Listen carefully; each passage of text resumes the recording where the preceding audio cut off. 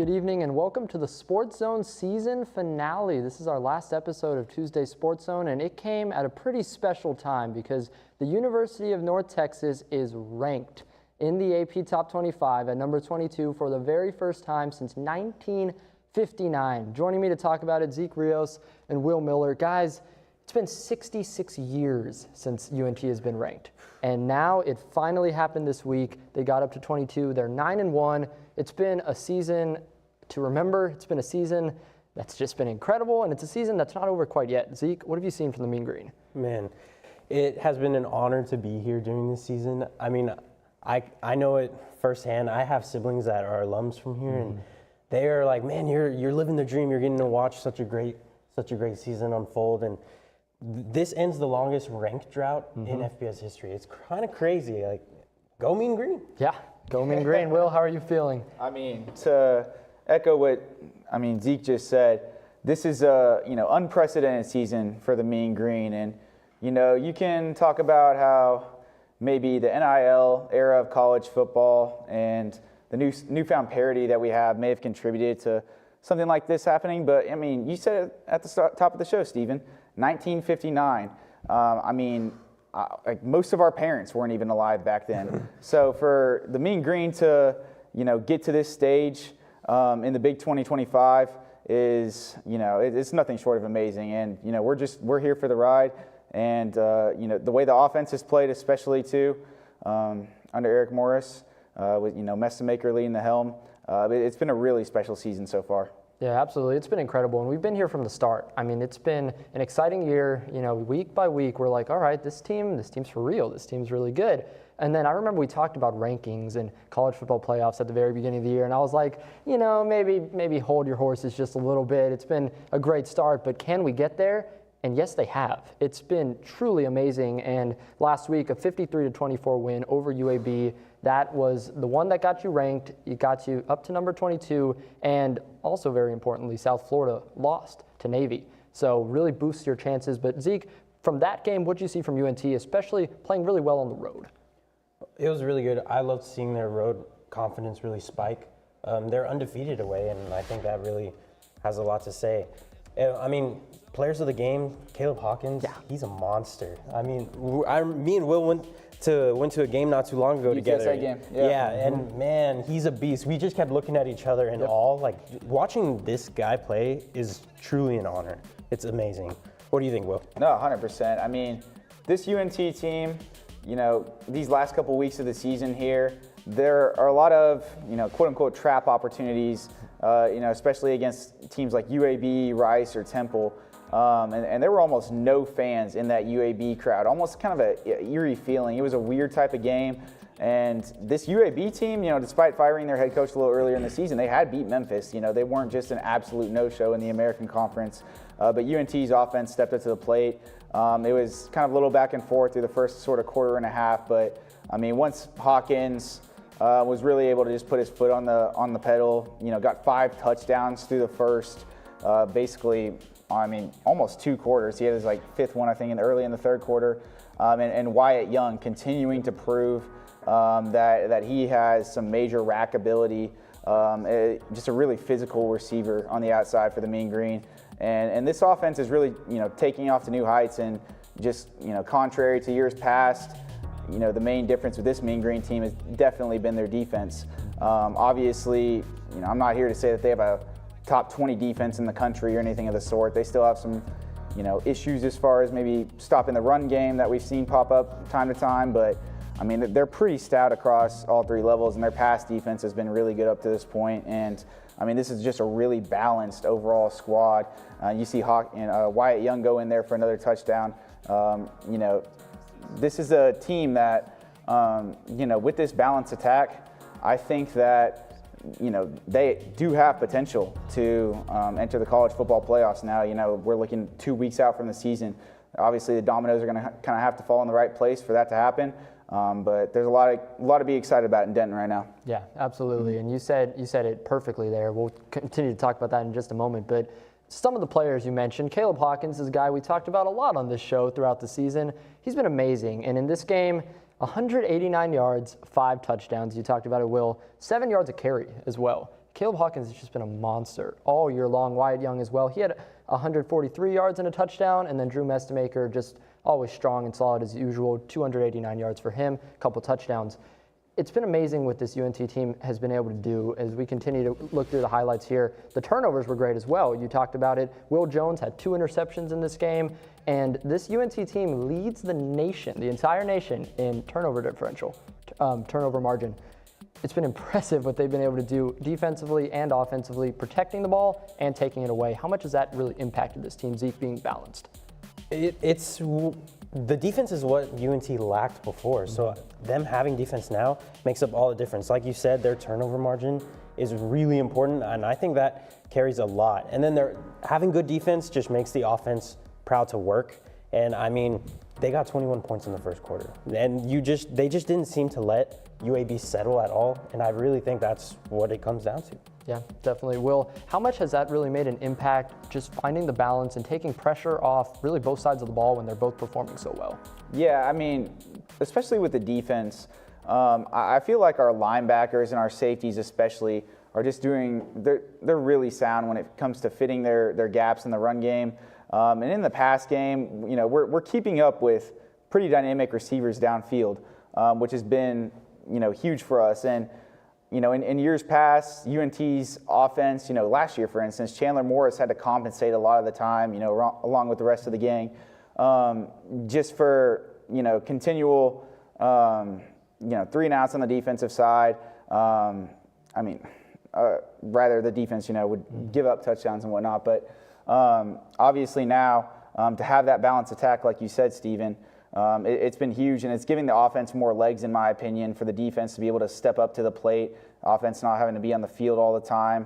I think it's definitely been just a big component of the Mean Green success this year. Yeah, it's certainly been just all around an incredible season for UNT, and we'll keep talking about it, but I want to zoom out and talk about really the playoff picture as a whole. The current playoff picture predictions are probably coming out right about at this moment, so we'll have to look at that later on. But looking at the AP poll, it's been very interesting. There was some movement after some upsets, some crazy games last week, and I just want to run through it real quick. Ohio State at 1, Indiana, Texas A&M, Georgia at 4, Ole Miss at 5, Texas Tech and Oregon tied at 6, Oklahoma at 8, Notre Dame at 9, Alabama 10, BYU 11, and Vanderbilt is at 12, but of course that go to a potential G5 school. Right now it's James Madison, they're at 21, UNT's at 22, and Tulane right behind us at 24. Also that 11th spot, it's occupied by BYU. That would be either Miami or Georgia Tech, whoever wins the ACC. But looking at it as a whole, what are you guys seeing from the changes, especially after last week, Zeke? It scares me to think that UNT could possibly go up against these guys. I mean, it's kind of crazy, but, you know, always rooting for the underdog. I mean, it's just crazy, but I think you really got to take it game by game. Yes. Especially for UNT if they want to get into this big picture thing. I mean, they got to go off against Rice. That's a trap game. But, yeah, I mean, I'm a little nervous, a little shaken up. Yeah. I mean, I think obviously UNT definitely has a, you know, pretty decent shot at the playoffs despite being 22 right now. In my opinion, I think the American Conference, I mean, I saw a stat on Twitter actually the other day that American Conference opponents have fared the best against other P4 opponents. And, you know, when you're looking at some of these other conferences, you know, like the Sun Belt Conference with James Madison, Yes. It's really hard to, you know, make a huge argument for them to be in the college football playoffs based on just their overall strength of schedule. I mean, I do think the American Conference, you know, is as uber talented as it's ever been. And, you know, I think that we have a couple teams that in the American Conference, I mean, we have 2 ranked right now with, you know, UNT and Tulane, but we have a few teams that like could be in contention to, you know, be ranked just with how solid it's been at the top half of the American Conference right here. So I think that'll bode well for UNT, but I mean, to your point, Zeke, it's going to be really difficult to try and knock off some of those big-time SEC, Big 10, Big 12 opponents in a potential playoff scenario. I mean, it would be a hell of a matchup to see that, you know, unravel live, but it would also be really hard for UNT to, you know, take that home. Yeah, at this moment, if they were to make it in, it'd be against Texas Tech at number 5. So it's going to be interesting. It's going to be crazy. Still some time to go, but it's going to be really exciting to keep watching this team down the stretch. For now, though, we're going to move over and talk about the NFL. Has this ever happened to you? My bike! My bike is gone. Stolen bikes are an epidemic sweeping college campuses across America. What am I supposed to do? It's quite simple. The We Mean Green Fund has partnered with the UNT Police Department to offer free bike locks to any UNT student with a bike. Just show up with your bike in tow and ask. Now I'll never lose my bike ever again. Enough worrying. Get your bike lock today. Hey, Oh, hey. what's up? Nothing much. I'm really bored. I feel like there's nothing to do. Are you kidding? The MRTS picture show is happening. The MRTS what? Come with me. Okay. It's a series of free film screenings right here on campus. And there's free popcorn. Nice. Thank you.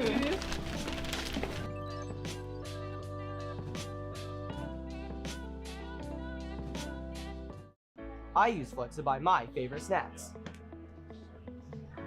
I use Flex to get me through my mornings. I use Flex at my favorite campus restaurants.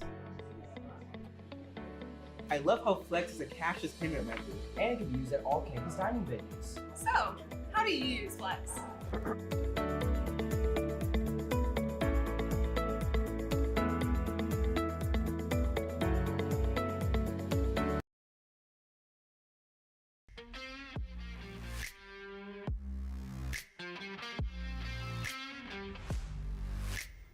Welcome back to SportsZone. I'm joined by Colby Platt and Rohan Srinivasan. And guys, we're going to talk around the NFL. It's been a pretty impressive and wild season so far. It was an interesting week for the Cowboys, finally getting back on track, coming off the bye week.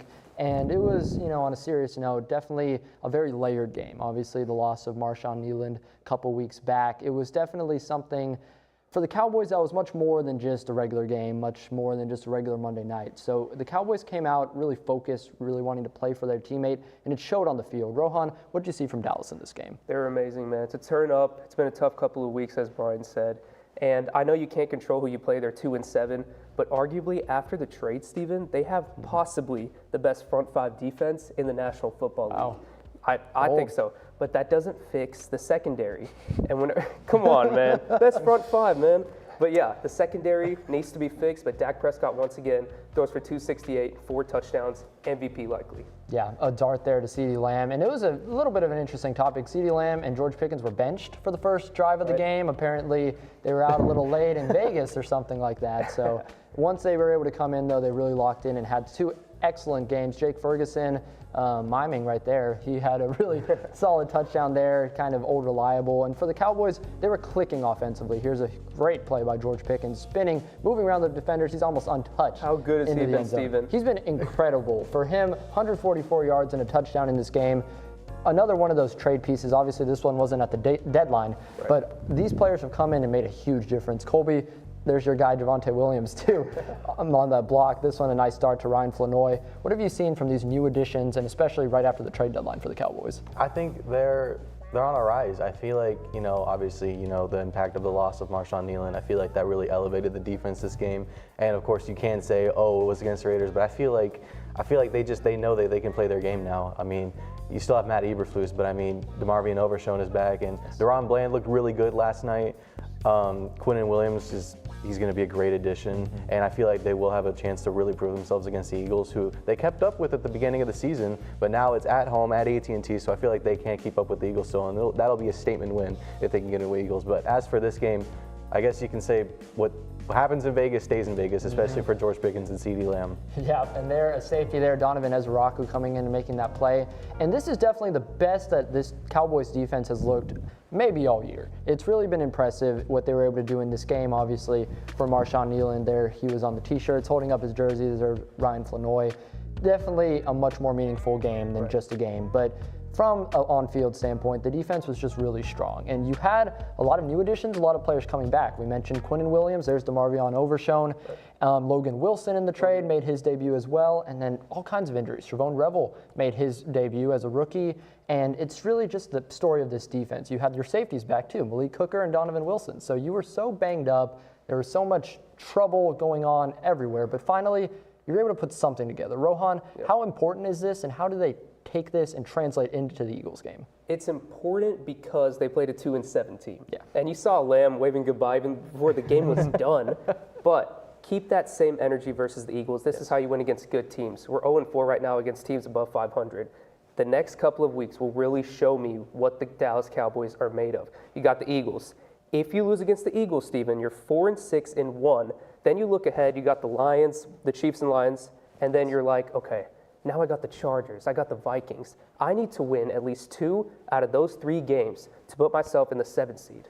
Yep, it's certainly a gauntlet coming up for the Cowboys. I mean, all of these teams made the playoffs last season. Yep. It's really going to be a tough one, but I think this was a good start for Dallas. Colby, do you think this is kind of the momentum win that they needed, and do you think they can carry that into Philadelphia? I definitely think they can carry it into Philadelphia and the rest of the matchups. I mean, you have the Chiefs coming in on Thanksgiving. You're going to have the Lions on an away Thursday night game. I feel like you said, this is definitely the gauntlet, but I feel like they've hit themselves at the right moment of the season where they can make the push. And even if it's a low playoff seed, it's still a playoff seed. And, a playoff, berth is just as much as a victory. Yep, certainly a big one for the Cowboys. We'll see if they can continue to keep that momentum going. But I want to zoom out and talk about the rest of the NFL. And I want to talk, Colby, about your Denver Broncos. 9-2, they defeated the Chiefs 22-19 in a big-time win for Denver. This has been a team that's been surging all year long. Number one, the AFC West.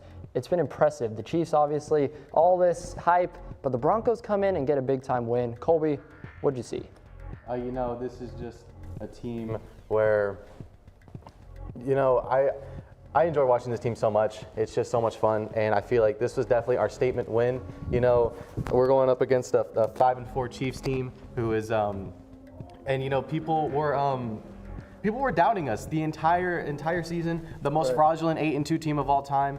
Well, the defense showed up and showed out, and guess what? Bo Nix also showed up and showed out. And he also threw for 300 yards. He did. Yep. And you said previously about the best front 5 defense in the league. I would say the Broncos are up there too. So, I feel like this is definitely our statement win. Continue to improve us going into the bye week with the win, and this is just gonna add to our case of being one of the best teams in the NFL. And also, they're beating the Chiefs. They're beating good teams. I don't care even if the Chiefs are at 500. You have Patrick Mahomes, you have Travis Kelce, monsters. And if you're able to beat them, there are a lot of questions, Steven, about this Broncos offense, but they really have showed up.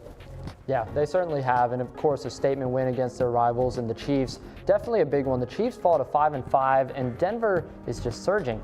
Colby, how do you think that this really puts them in kind of control of the division? I mean, the next best team is the Chargers at 7-4. We're sitting at 9-2. Again, going into the bye week. Us and the Chargers going into the bye week. So I feel like even if the Chiefs beat the Colts this week, they're sitting at 6-5, and I feel like we just have total control over the division right now, and we are the only team to beat the only 2 teams in the Super Bowl last year. I mean, what does that say about us? Yeah. And Steven, I also have to ask you, looking at Denver when the Cowboys played them, and now starting the season, whenever I predicted, I put this big L on Thanksgiving for Dallas. Looking at the Chiefs, man, did you ever think through 10 games that they would be 5-5, and now the Cowboys have a chance to make a run? Yeah, it's going to be interesting. Looking at the AFC playoff picture, obviously, we talked about this a little bit last week. I mean, I'm getting nostalgia from this or something. It feels like we're back, in the 2012, 2013 time, because the Broncos are number 1, Patriots at 2, Colts at 3, Steelers at 4, and then the Bills, Chargers, and Jaguars wind out the wild card spots. Interesting team not there, Kansas City Chiefs. How are you feeling about that, Colby? I mean, this definitely just brings me back to my childhood nostalgia. It's like seeing Peyton Manning and Tom Brady run the AFC again. Yep. I mean, you definitely have some interesting teams. You have the Bills at 5 seeds, so New England's also running the AFC East. I mean, I can talk about the Broncos all day long, but what the Patriots are doing, that's such a short rebuild, and it's crazy. As you can see, I may have had a wardrobe change during the highlights, but I mean, that's to be said. But what the Patriots are doing in the AFC East too, I mean, it's equivalent as a story as the Broncos shadowing out the Chiefs. The Patriots are silently shadowing out the Bills, and what the Bills have been doing going to the playoffs for the past 7 years and not making it to the Super Bowl. If the Patriots can do that before the Bills, that's a huge story in itself. But I don't really believe, looking at the 2 number 1 seeds, do you think that they have a shot at the Super Bowl? I have the Bills, honestly. But the 2 number 1 seeds, these are cases where you're like, hey, they're probably the worst number 1 seeds because they have, I'm sorry, bro, I'm really sorry, but Denver or Philly may not going to win the Super Bowl. They might get there, but do you think they have a shot? Absolutely. I feel like you earn your seed in the playoffs. So if you see the number 1 seeds with the Eagles and the Broncos, I mean, yes, they definitely have a shot, but to your point, it's an open race. I mean, whoever's the 1 seed obviously doesn't have a solidified spot in the Super Bowl. I feel like in the NFC, like the Rams or the Seahawks, like that could be a potential NFC championship matchup right there that we saw this past weekend. Okay. But in the AFC, I mean, I don't know if even the Bills make it out of the first round against the Steelers right now. Really? Yeah. The Bills? The Bills. Okay.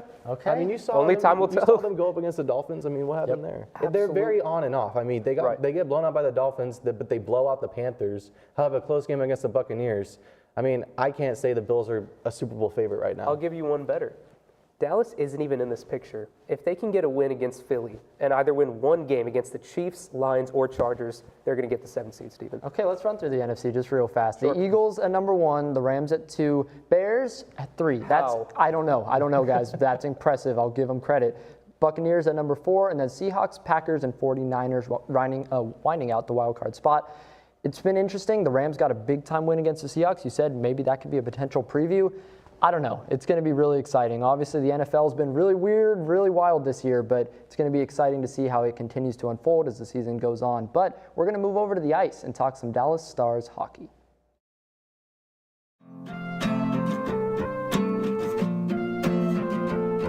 TRIO is a federally funded grant program.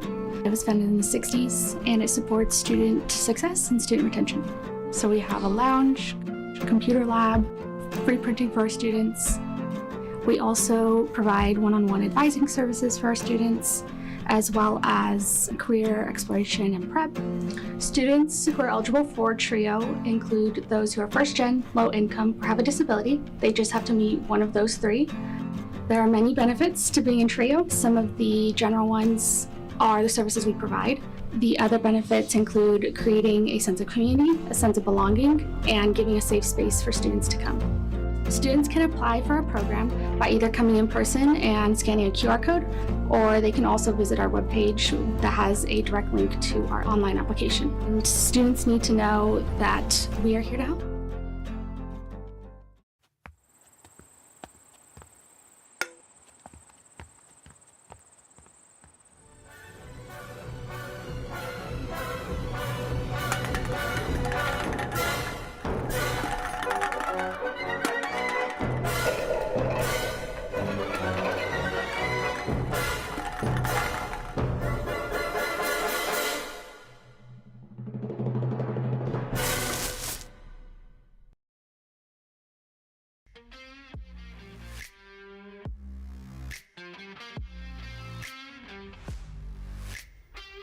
Welcome back to SportsZone. I'm your host, Steven Lucero, and we're going to move to the ice, talk some Dallas Stars hockey. It's been a very impressive season for them. It was kind of up and down to start, but they've been really, really strong as of late. Winners of 6 out of their last 7 games and are currently on a 5-game winning streak. It's really been impressive for the Stars. Joining me to talk about it, Mauricio Garcia and Nick Volpetti.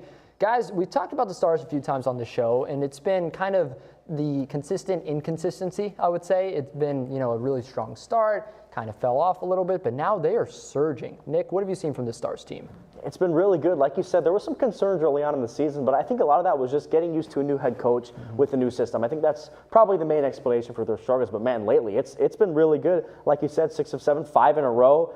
They had 2 more comeback wins over the Predators and Senators. That's something they've been so good at. And then finally just exploded in the last 2 games, 7-0 and 5-1. Robertson with 6 goals over the last 3 games after he was struggling he had a 9-game goalless streak, and finally the goals just started coming out for him. Really happy that he has been able to get his scoring up because, he had been playing well, but the goals just weren't there. And I'm glad to see that he had finally starting to get some goals. I mean, we got to tip off the hat right there. I mean, a hat trick in the last game. I mean, come on. Can we not just be happy about Jason Robertson? But as long as we're talking about goals right here, we can't lie and not talk about the goalies right here. Ottinger with an 8-3-2 record right now. And DeSmith, 5th best average of saved goals right now. 5th best in the league right now. And they both also had just shutout games as well, I mean, Nick, this defense is also something that we can't forget about too. Absolutely. Only 1 goal in the last 2 games, and DeSmith, he's been a great backup. Like you said, around that 225 goals against average, that's, like you said, one of the best in the NHL. Yep, certainly, and a great shutout for him. 7-0 against the Canadiens. That was last Thursday. The Stars have had a little bit of a break. What a way to kind of go into that sort of mini bye week, if you will. This game, we're going to run through the highlights because it was incredible. And, I mean, I'll just have you talk through it, Nick. What did you see from the Stars in this game? They scored a touchdown and kicked the extra point. It was amazing. I really, in this game, I really got to shout out Roddick Fox. I know that all these guys here, like Rope Hintz and the top guys showed up. But man, in order to have a good team, you need your bottom guys to show up as well. Roddick Fox had 3 assists, and like I just said, you need these kinds of efforts from your bottom players. There you go, Essa Lindell scoring that goal. That was one of the goals that Roddick Fox had an assist on. And if you can keep getting efforts like this from your bottom line guys, and of course amazing goals like that as well, then it's going to be a good season for the Stars. Yep, certainly. What did you see from this game, Mauricio? I mean, same thing as what Nick has been saying, you know. I mean, it's not just about like, you know, having the best like kind of forward that I've been saying about for weeks now. It's about having those bottom guys, you know, show up in critical moments, just like he said. And I mean, yeah, we have the best forward, but I mean, come on, we gotta let the little guys play a little, you know. I mean, Nick, I mean, like as well as like what have you been seeing from the best like, you know, power, like from the best 5 in the league as well too. I mean, it's just been so good, honestly, from the Stars. Like, their top guys have been amazing. Like Mikko Rantanen, he's been one of the best players in the NHL. I mean, we can talk a little bit more about him later. You see right there, 6-0, and here you go. Like I said, they're about to kick the extra point and get their 7th goal. But man, the Stars have just been so good from top to bottom lately, and that's the kind of efforts that you're going to need throughout the season. Yeah, if you told me that a Star in Dallas scored a touchdown, I would be like, oh, okay, the Cowboys maybe had a chance here. It was the Dallas Stars, 7-0 against Montreal. It's just been amazing, and that was really kind of the pinnacle of this win streak they've been on. Just really dominance. We talked about DeSmith. He was the one in net, and just really impressive performance all around, offensively and defensively. You talked about Radek Faksa. He was one of the additions this offseason, and I think people were like, you know, maybe that's just not enough. It's a fun reunion, but if he can continue to have games like that on the 4th line, that's really huge for the Stars team. So for Dallas, it's going to be exciting. Obviously, they're back in action tonight against the New York Islanders. Nick, what are you looking to see from them in this game, and can they keep this win streak going? So this game already has started 0-0 after the first period. The Islanders have been playing some really good hockey. They won 4 in a row, lost their last one against the Avalanche, but it's been a good road trip for them. This is their 6th game of a very long road trip that they're on. Their number 1 overall pick, Matthew Schaefer, has completely lived up to the hype. He's got 7 goals as a defenseman already. His first year in the NHL, 18-year-old. He's been so good. The Stars are going to have to focus on shutting him down, and Bo Horvat, who has 12 goals for the Islanders already, more goals than any of the Stars players have so far. So those are the 2 main guys that they're going to have to look to shut out here in periods 2 and 3 like they did in period 1. I mean, I have to go with Nick as well over here. I mean, like shutting out Bo Horvat, shutting both these 2 key players for them. They had to like shut them down from like also like trying to get their guys active too. Because I mean, if we saw like the last few games, you know, like they've been able to like, you know, create that space for their players and be able to like let them rip. I mean, the Avalanche were able to shut that down too. I mean, what was the final score? 5-1? 4-1. 4-1. I mean, they were able to shut them down. So it's just like, you know, being able to like keep them like away from like everyone else is just going to be able to like try and like let them be in the game right now. Yeah, certainly. We talked about the offense exploding for the Stars, but I mean the defense put out a shutout as well. Nick, do you think they're able to hold up against New York? I certainly think they can. They're good enough to beat the Islanders team, even though they have been playing well of late. If you can shut down those 2 guys, their lineup does taper off a little bit after their incredible rookie defenseman and their best scorer, Bo Horvat. So they have a shutout here in the first period. I know the Stars themselves haven't been able to get on the board either, but I think the shots in that period were like 12-9 in favor of the Stars. So if they can keep that kind of play up, then I imagine that they'll be able to get it done. Yeah, we'll definitely have to keep an eye on it. And then for Dallas, Jamie Benn is back. The captain makes his debut tonight. Suffered the injury in the preseason, and we talked about that. This is really, I think, important for this team from a leadership standpoint. Obviously, Jamie Benn just kind of adds that intensity to the Stars team. Mauricio, what does he bring back to you? I mean, that's what we really need from the Stars team, that intensity and that leadership, you know, like after we fire that head coach, you know, I mean, who was going to be that person to step up in that coaching position?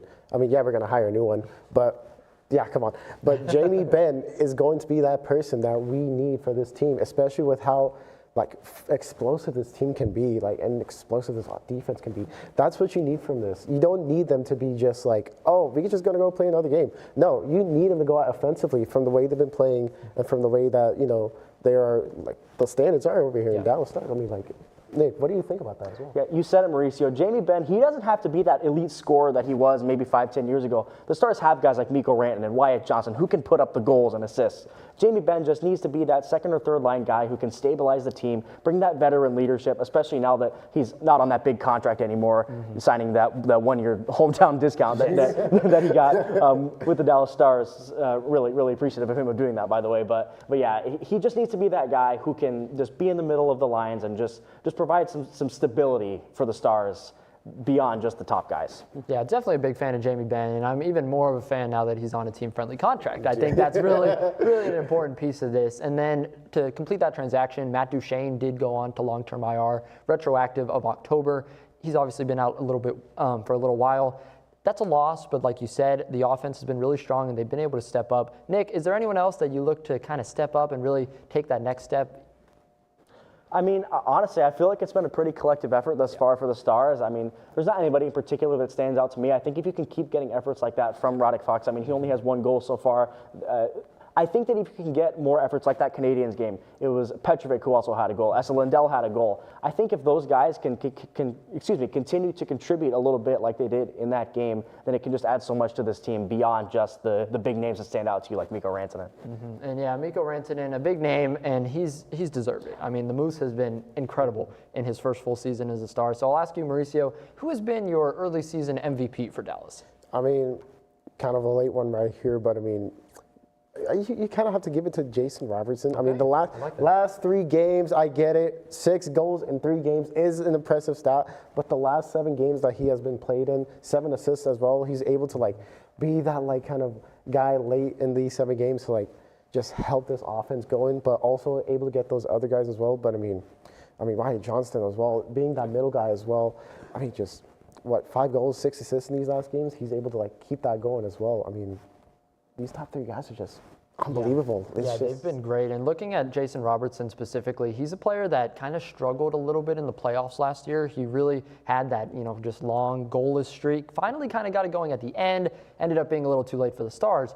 But I think that Robertson, getting on, catching fire the way he has early in the season is really important. I mean, this is an all-star, and if he can play like this all year round, it's going to be really big for the Stars. Nick, who's been some of your MVPs? I mean, I got to go with Mikko Rantanen as my number 1 MVP thus far. But, I mean, you said it, Mauricio. Jason Robertson is more than just a scorer. I mean, we talk about him a lot as a scorer, but he's more than just that, especially this season. He contributed a lot in the assist department. I believe he has 14 now across the season, so he's been really good. But, man, Mikko Rantanen leading the team in points, leading the team in assists, second on the team, tied with Robertson in goals. He's been the Mikko Rantanen that we all hoped to see, and if he can keep this up throughout the rest of the season, he could probably hit 100 total points, which is exactly what you're looking for from him. Only trade that I've seen, work out from Dallas so far. I mean, I had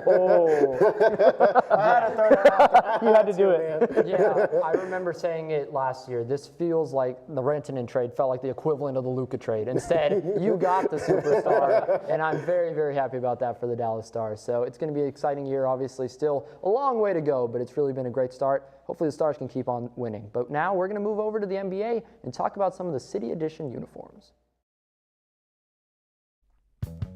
Are you looking for a fun club with travel opportunities? Dive into the UNT Swim Club.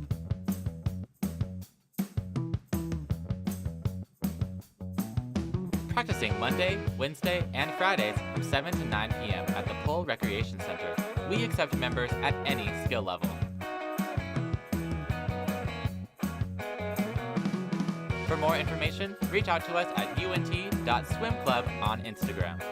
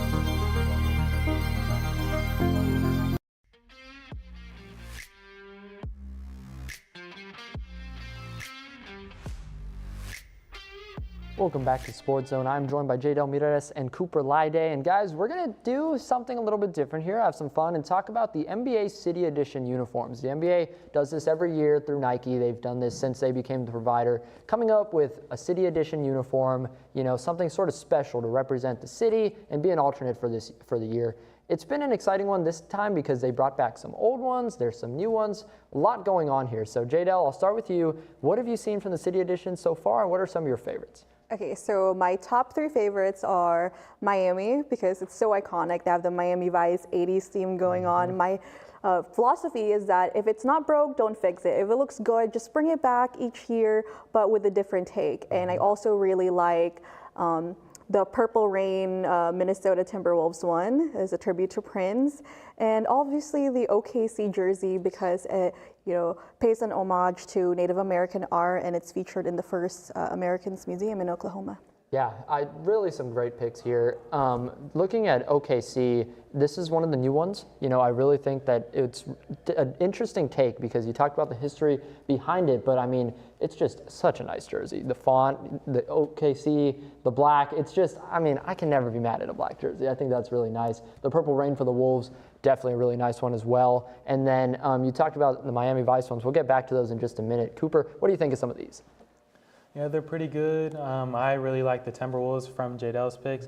However, some of my favorite picks are the Houstons that kind of evolved from last year's with some more bubbly font to kind of represent their kind of like space history and just high-flying players like from Akeem Olajuwon. And I think the font on that white canvas is just sweet. And another one that I kind of enjoy is the Memphis's jersey. And I kind of like, it's just, again, it's not doing too much, but it incorporates some of their Memphis's past and their history.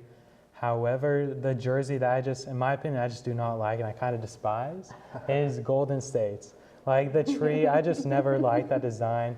The colors, they don't mesh well together, and that is not a pretty jersey. Yeah, I think I'm with you on that one. I've had some mixed feelings. This is, I think, the second rendition of the town jersey. I like the original ones, the black with the yellow. I think that looked nice. It looked clean. This one, it looks like you left it out in the sun or something, and it looks like faded. I don't know. Maybe that tree wasn't giving it enough shade.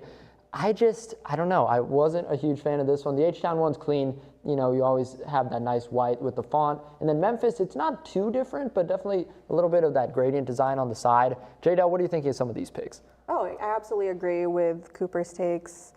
It looked like it was bleached by the sun, the Golden State one.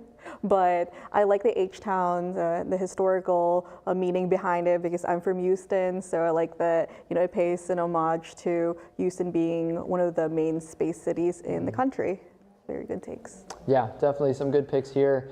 Man, I don't know. I think you really went with the white. You went with the black. It's definitely interesting because these are definitely some different concepts. For me, I like the black as well. And I went back with some of the throwbacks, the original ones from a few years back. I really like the Valley jerseys from the Suns. I just think that this was such a nice design. I was saying at the time, make this the permanent jersey. I mean, I just think so clean, that gradient, kind of, just sort of Grand Canyon type of feel for the Suns. I mean, I just think it's so pretty. And then you talked about the Miami Vice jerseys. I had them as well. Just so clean. I mean, the Heat, they kind of, like you said, they've done a different take on this throughout the years. They did the baby blue, they did the white, the pink, but I think the original one, this one, the black, is my favorite. It's just really, really clean. And then my worst one, I went with the Utah Jazz, but I mean, the reason I paused there is because to me, this looks more like the Utah Hockey Club from last year. I don't know if they're trying to be like the Yeti or something, but just they kind of tried to do that gradient fade like the Suns, but it just went from gray to darker gray. Like I just not quite seeing the vision on this one. It reminds me of the hockey team, not the basketball team. Cooper, what do you think about this one? Yeah, it's like I think they tried it in the past and kind of like, it was better when they used like actual colors, but now the gray just looks boring. What I also like to add like another jersey that kind of looks boring is just the Brooklyn Nets. Oh, Oh, It's just some shades for the Nets. That was another classic one. I remember seeing D'Angelo Russell balling out in that jersey, and for that reason, I really like it. But what are you not liking on that one? It's just like, it feels like there's you can think of simple jerseys, but I feel like that's just too, just boring. Okay. The only intricacies beyond the border colors, and even that, in my opinion, is kind of ugly. Wow, all right, some shade at the Nets, but yeah, it's interesting. And then that Jazz one, like you mentioned, they had that previous one where they did that same gradient design, but it was like that nice yellow, orangish kind of faded in, and it was like, okay, this is something. But there, they just washed out all the color, and like I said, it looks like the plain hockey club logo. Jadel, what are you thinking about some of those, and then what was your least favorite? From your picks? Yeah. Obviously, we love the Miami Vice. I mean, they can bring it back year after year after year with just different neon type colors, maybe different size fonts, and no one will get sick of it. I think it should be a permanent alternate forever. And I also really like the Valley one. I know for one of the years they put El Valle because they have a huge Hispanic population. So I think that's also very cool. But as someone who was the biggest Phoenix Mercury fan, and they also wore the Valley alternate and City Edition jerseys, I can't help but appreciate that, and it's very reminiscent of the Diana Taurasi, Brittany Griner era as well. So you kind of have both the WNBA and NBA mashing up for a lot of these City Edition jerseys. So I really like that. And as for the Utah jersey being your least favorite, I have no comment.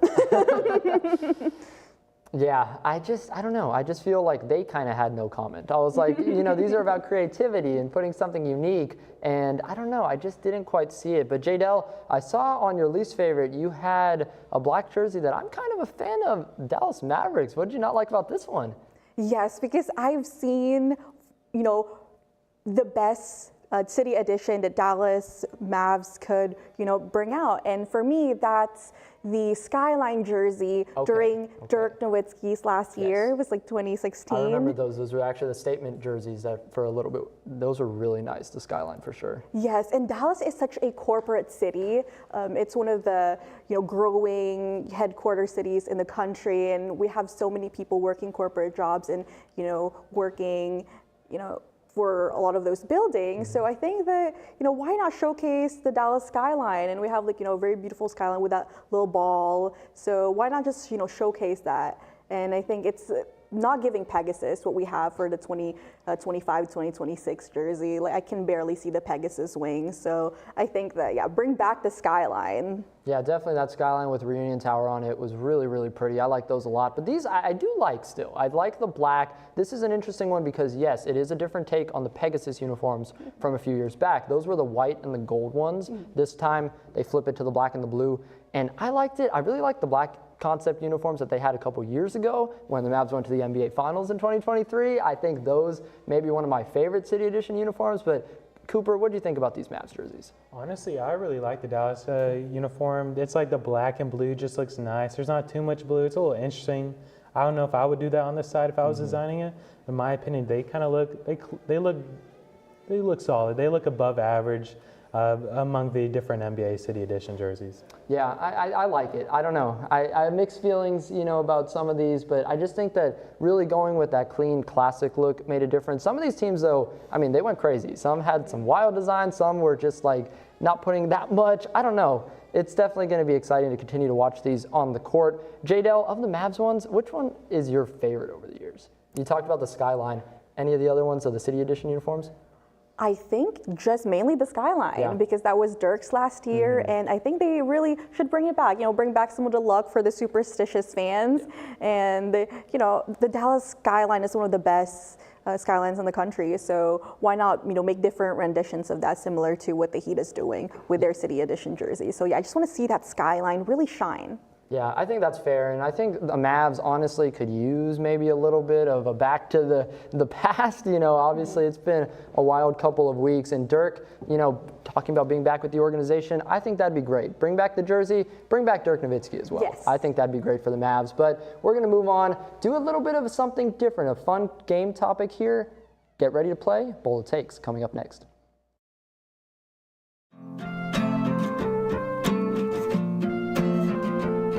TRIO is a federally funded grant program.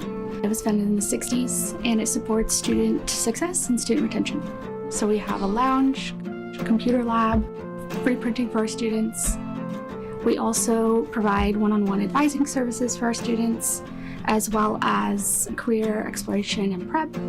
Students who are eligible for TRIO include those who are first gen, low income, or have a disability. They just have to meet one of those three. There are many benefits to being in TRIO. Some of the general ones are the services we provide. The other benefits include creating a sense of community, a sense of belonging, and giving a safe space for students to come. Students can apply for a program by either coming in person and scanning a QR code, or they can also visit our webpage that has a direct link to our online application. And students need to know that we are here to help.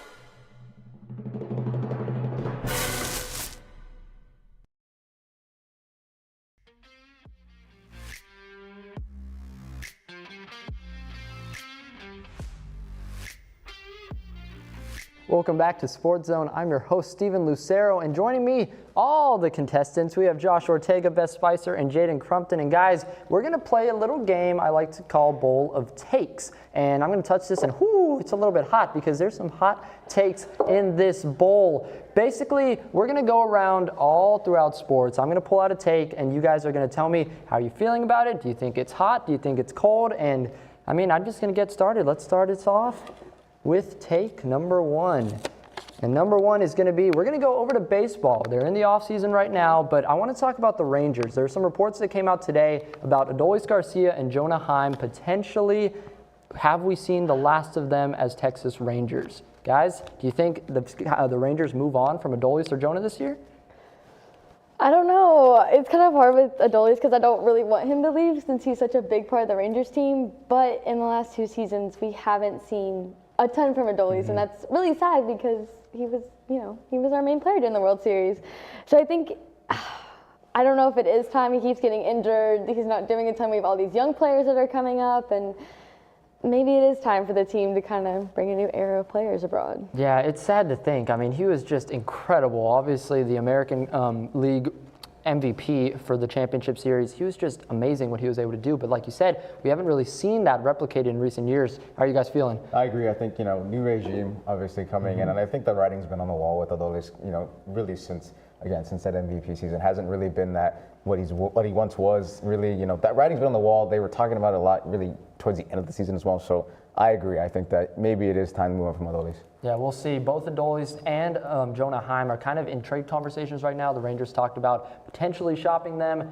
Might be a non-tender option. I would hate to see them go for nothing like that. Jaden, how are you feeling? I think the financial aspect is a big part of that. We kind of saw it with Nathaniel Lowe. His arbitration number got up to, I think, 10 or 12 million. At that point, it's not worth it to pay that caliber of a player that much money. He just got DFA'd by the Red Sox recently. So I think we have a similar situation here where I think Adolis is on a $10 million extension to prevent arbitration, and then Jonah Heim's number is somewhere along there too. And they're just not guys that are worth that money. And from a financial standpoint, as a GM, they talk about a money ball, you can't get attached to the players. Yeah. The guys, they're harming the team with that number. And so I think it makes sense to get whatever value you can out of them, or unfortunately, if it does come to it, you have to non-tender them. Yeah, it's so hard because I am attached. I mean, I'll admit it. Yeah, I love Adolis Garcia. And looking back at that playoff run in 2023, 23 was a good year, guys, for Dallas sports. Yeah. I mean, can we go back to that? But he was amazing, and we saw the potential. We saw what he's capable of doing. Obviously, we haven't really seen that much in the past few years, but if it's me, I would say keep him for one more year. Maybe you consider a trade deadline move if that's the route you want to go. But for me, I need one more year of Adolis. I don't know, but we're going to move on to the next take right here. Let's see it as it opens for me. Oh, wow. It's ripping. Well, this is going to be an interesting one. We're going to move over to the WNBA. The Dallas Wings, definitely not the best season for them, but they are in line for a potential top draft pick again. Will the Dallas Wings get the #1 pick in back-to-back years? I'm really hoping they do. I'm really hoping they do. And it's kind of hard because it's like we had the number 1 draft pick and we fell apart. But, you know, same's going for the Mavs right now. They're also not doing well, and they also have the number 1 draft pick. So I think we just kind of hate having that. But I think it provides a really good opportunity, especially having a new coach come in. We're kind of rethinking. We had a lot of trades end of season. I think it kind of brings a new way to be like, okay, we had this another rookie. We already have Paige Beckers on the team. We have the formula. What needs to happen now? We've made some trades. We have all these new people. This is the time to build the Wings as a team, to build that legacy of a team, because that's what they need. And I think having that number 1 draft pick definitely starts building that up for that legacy. Yeah, we saw the flashes from Paige Beckers last season. She was incredible. Another number 1 pick, man, that'd be pretty crazy, pretty unprecedented, but I would take it. AZ Fudd, maybe? Yes, I'm hoping so much. Josh, how you feeling? I agree. No, I think that, you know, when you think about it, kind of what this season's been for the Wings, you know, with Beckers, she's been really good, but again, the team just was not good. You get a number 1 pick, you think about the Indiana Fever, what they had with Caitlin Clark, you know, then they had Boston the year before, also number 1 pick. So now they're they're a contender in the WNBA. So I honestly could see that happening for the Wings if they get the right coaching staff and the right player to, you know, pair along with Paige. Yeah, right now, Jaden, the Wings do have the highest odds to get the number 1 pick for the 2nd year in a row. The WNBA does it based off the last couple seasons' performance. And it hasn't been great for the Wings, but do you think that could help turn it around? Yeah, absolutely. I mean, in any sport, not just basketball, when you're at that point in the season, you want to maximize value. And if you're kind of know you're not going to be in the playoffs or in the race to make any noise in the postseason, then your best move to maximize value, like I said, is of course to try and get as high a draft pick as you can, of course. And so I think, yeah, that'd be great to help out, you know, move the team up from that spot that we're in right now. The past few seasons, like you said, have not been great. And build around Paige Beckers and everyone else we've got in that squad. Yeah, we'll see. Definitely. Hopefully some better times ahead for the Wings. And now to the next take. Let's open this one up. All right, we talked a little bit about this earlier in the NFL. The Chiefs, will they miss the playoffs? It's so hard. That one's hard. As I look at the Broncos jersey in the window. You know, I think it's really hard to count out Patrick Mahomes and the Kansas City Chiefs. Coming from a Buffalo Bills fan, which, you know, I see that in my nightmares every playoffs. Either way, I think it's hard. You know, the fact that they're sitting below 500 right now is insane. Like, if you told me at the beginning of the year that they would be sitting below 500 in November, I probably wouldn't have believed you. But overall, I think that my gut's telling me you can't count them out. You just can't count them out. As I'm watching Bo Nix just dance in the window, Brandon. I mean, he's playing well. He's playing well. There he is. Shout out to Colby. Shout out Colby. Bo That's Nix all he wants. has been balling. Do you think that's going to be enough to keep the Chiefs out of the playoffs, though? I don't know if it's enough to keep him out. Like, I kind of want to, you know what? Maybe we do need to count him out for once. I need the Super Bowl to change. Yes. I'm tired. I'm tired of it all. I think we all are. I get it. I know, like, maybe Chiefs fan, it's great.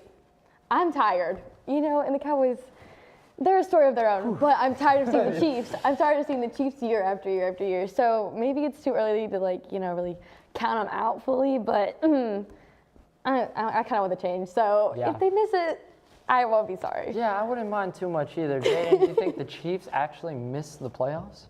I'm not sure. They're in a tough spot right now to climb out of. Obviously, like Josh said, their record below 500 now, and you're not going to catch the Broncos for the division. I'm sure Colby's very happy about that. Oh, yeah, he's very happy. So you're going to have to get a wild card spot, and it's a competitive AFC. And to get that spot in the playoffs, I think they would basically have to win out, which I just don't think is a likely outcome for them. I don't know the rest of my schedule off the top of my head, but looking at their past performance this season, moving forward, I just can't see them, you know, winning out or just losing one game the rest of the way to get them into the playoffs. I think they'll probably be above 500 moving forward, but gonna just miss. Josh Allen, lock in, buddy. Yeah, we'll see. They're in a rough spot right now, and the AFC is pretty loaded. So let's keep moving, though. Let's keep moving.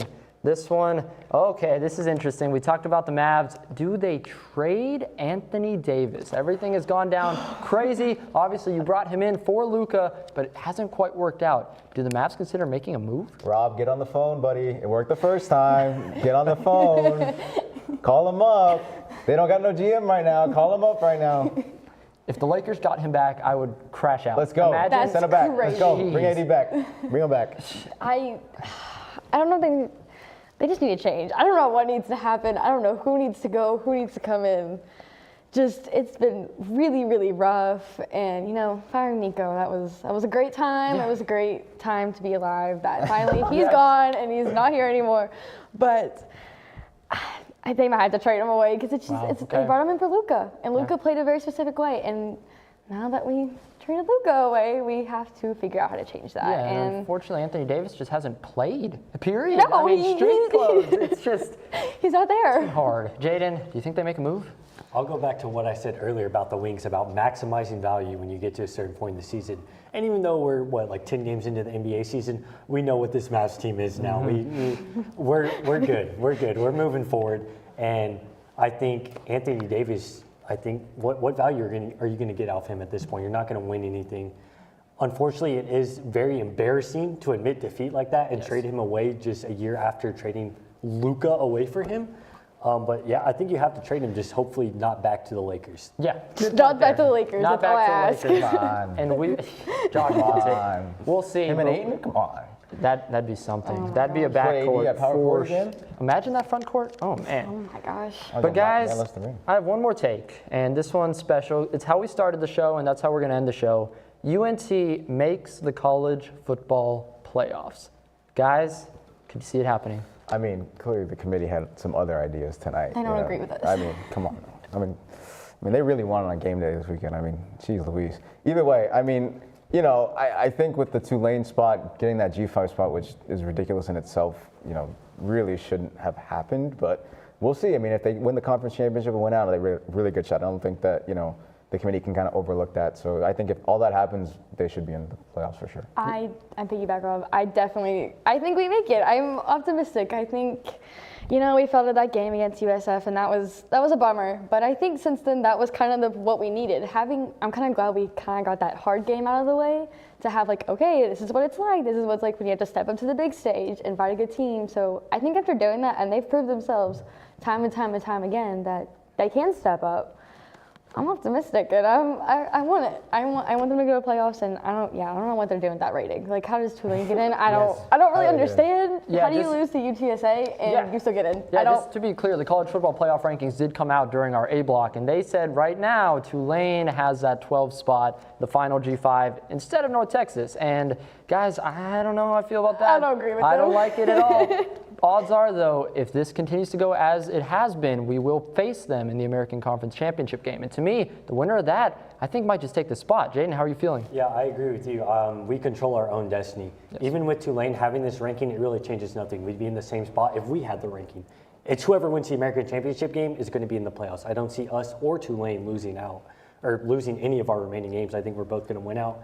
Me in the conference championship game, and that's essentially our round one playoff game, right? Because if we win that, we stay alive and move on to the playoffs. If not, we play in, you know, whatever, Cheez-It Bowl or something. You know, who cares? We're a powerhouse program now. We want to be in the playoffs. That's where we want to be.